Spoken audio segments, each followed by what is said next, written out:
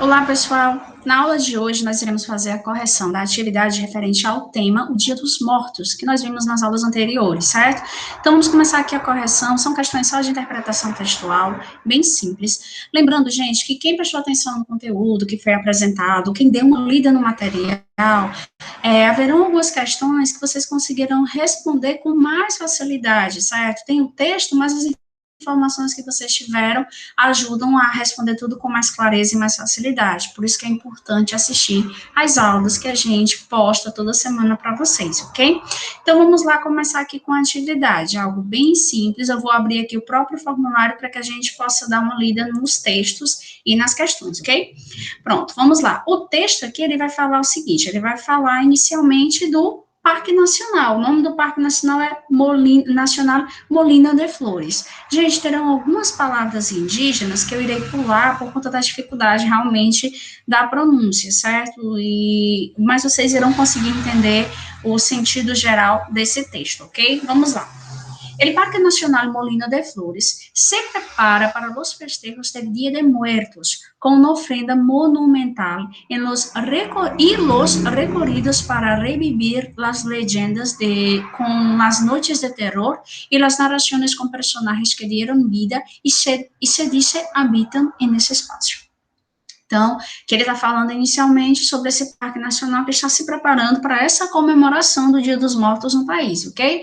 Vamos lá. Alunos da Universidade Privada do Estado de México participaram na instalação de uma mega ofrenda em el Tinacal, um dos espaços mais emblemáticos de la ex-hacienda Molino de Flores. Vou subir aqui um pouquinho. Ok. En esta ofrenda se muestran las distintas formas en que desde la época prehispánica se rendía culto a la muerte, que van desde los altares de la época pré-colombiana, ou seja, gente, anterior à colonização, né, no caso de Cristóvão Colombo, quando fala pré-colombiana, fala desse período, certo? Aquellos con alimentos de la época prehispánica hasta los actuales, con elementos que se han ido incorporado hasta nuestros días. Vamos lá, destacam as tumbas de personagens que han formado parte da história de Texcoco, ou seja, pessoas que fizeram parte dessa região, na verdade, né, que são importantes, como El Rei Poeta, Silverio Pérez e Francisco Gobilondo Soler, que era conhecido como Cri-Cri, a quienes se dedica la ofrenda. Las ofrendas son muestra de entrega, tradición, fiesta, generosidad y regocijo por la llegada de nuestros seres queridos, certo? Então, vamos lá para a perguntinha aqui que tem. De acordo com o texto, pode-se afirmar que, né? De acordo com esse texto aqui, pode-se afirmar o quê? O Dia dos Mortos é uma festa que se celebra só no México? Gente, a gente já viu, não precisa nem ler o texto. Se vocês tiverem só lido o material que eu mandei, isso aqui vocês já iriam desconsiderar. Na nossa apresentação, a gente já viu que existem vários países que comemoram também essa festa. Então, assim, ela não se celebra apenas no México, já desconsideramos. El Día de Muertos é uma tradição mexicana? É uma tradição mexicana, sim, mas também é tradição em outros países, já desconsidera também, certo? E neste dia, os muertos vuelven a visitar a seus parientes? Gente, esse daqui já é o item correto, certo? O que acontece? Lembra que eu falei para vocês que com a criação dos altares, acredita-se o quê? Que esses mortos, eles voltam à terra, se alimentam da essência dos alimentos que estão lá e também dos presentes deixados por seus familiares, certo? Então, já vamos parar aqui nessa questão, encerrando desse item, que é o item C, tranquilo, gente? Vamos passar agora para a segunda questão. A segunda questão, ele diz assim, segundo o texto, as oferendas são o quê, gente? Ele está falando aqui no texto mais sobre essa questão dessas oferendas que se muestran las distintas formas desde la época prehispánica, se rendía culto a la muerte que van desde los altares de la época precolombiana, aquellos con alimentos de la época prehispánica, hasta los actuales, com elementos que se han ido incorporados em nossa cultura. Gente, ó, bem aqui em cima ele trata da palavra ofrenda monumental, olha só. Então, a gente está falando de quê? Quando a gente fala de uma oferenda monumental, o único monumento mais representativo nessa festa vai ser, no caso, os altares, gente, que são montados e tem níveis diferentes, certo? Tem uns que tem de 7, se eu não me engano, isso, são 7 degraus, basicamente, que eles fazem, certo? Então, aqui, olha, mesmo antes de ler os itens completos, aqui já tem o primeiro e ele já está correto para a gente, certo? Quando ele diz os altares organizados aos mortos, ou seja, eles são feitos para quem? Para os mortos. Então, o item correto, gente, é o item A. Posso ler os outros aqui para a gente desconsiderar? Quando ele diz os monumentos em que as pessoas se disfarçam, os espaços destinados a reuniões de familiares do defunto, ou seja, aqui já a pessoa já morreu, né? Aqui já não tem mais o enterro, o velório, então não há familiares do defunto. Nesse momento, não. Templos religiosos em que pessoas festejam os mortos ou os elementos e objetos pessoais que os mortos tinham em suas casas. Gente, não necessariamente são utilizados nesses altares os elementos que os mortos deixaram, mas elementos que lembrem esses mortos enquanto eles estavam em vida. Então, não necessariamente precisa ser algo da época deles, que estavam guardados, não, certo? Tranquilo? Então, nosso item correto na 2 é o item A, ou seja, a representação dos altares que são feitos para esses mortos, ok? De acordo com o texto da questão anterior, marque a definição mais apropriada para a palavra recorrido. Gente, olha, vamos lá. A palavra recorrido, ele vai estar aqui bem no primeiro parágrafo. Vou até voltar. Ele diz assim: Parque Nacional Molino de Flores se prepara para o quê? Os festejos do Dia dos Mortos, com uma ofrenda monumental e los recorridos para reviver as legendas, no caso, as lendas, né? As legendas não, as lendas, perdão, com as noites de terror e as narrações de personagens que deram vida e se dizem o quê? Que habitam esse espaço nesse período. Gente, o que seria esse recorrido? Vocês lembram quando a gente viu nas imagens do material anterior e da aula também, que eu mostrei algumas imagens que tinham os mariachis na rua tocando, as moças fazendo desfile, vestidas de Catrina com aquelas maquiagens. Então, esse recorrido, gente, seria uma rota que eles fazem, quase que uma rota cultural da festa, certo? Em que eles acabam encontrando vários elementos que lembram essa festa, a importância dessa festa na cidade em que está sendo realizada, certo? Então, vamos ver lá qual o item que a gente considera mais próximo a isso. Ó, corrida dos manifestantes, nessa festa não tem corrida, que seria mais se fosse a gente estivesse falando sobre a festa dos touros, nas corridas dos touros que tem na Espanha também, aqui já é outra coisa. Ruta ou caminho que se recorre. Gente, aqui já é o item correto. É a rota, né? As pessoas fazem essa caminhada, passam até o cemitério, fazem todas as homenagens a esses defuntos e também encontram pelo caminho vários elementos culturais que representam essa festa. Ok, tranquilo. Aqui na série diz a caminhada para coletar coisas, o espaço onde se celebra uma festa, e o itinerário específico que se faz para conhecer os altares. Não, eles, no caso aqui, esse recorrer seria essa rota que eles fazem os familiares durante essa festa, ok? Vamos passar agora para a quarta questão. Gente, ele fala assim na quarta questão. Como no Brasil, o México também homenageia seus mortos no dia 2 de novembro, mas cada lugar tem suas próprias características. Baseando-se no texto, a origem dessa celebração no México deve-se ao quê? Qual seria o elemento, qual seria o ponto-chave para a origem dessa festa? Não deu origem a essa festa, na verdade. Então, vamos lá. El Día de los Muertos en México, 2 de noviembre.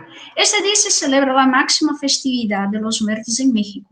La celebración está llena de muchas costumbres. A las personas les gusta ir y llevar flores a las tumbas de sus muertos, pero para otros representa todo un rito que comienza en la madrugada cuando muitas famílias fazem altares de muertos sobre as lápides de seus defuntos. Gente, olha, a festa já começa aqui. Quando é que a festa vai dar início de fato, gente? Essa festa, ela começa durante a madrugada. Quando o quê? Quando os familiares, eles fazem altares dos mortos, né?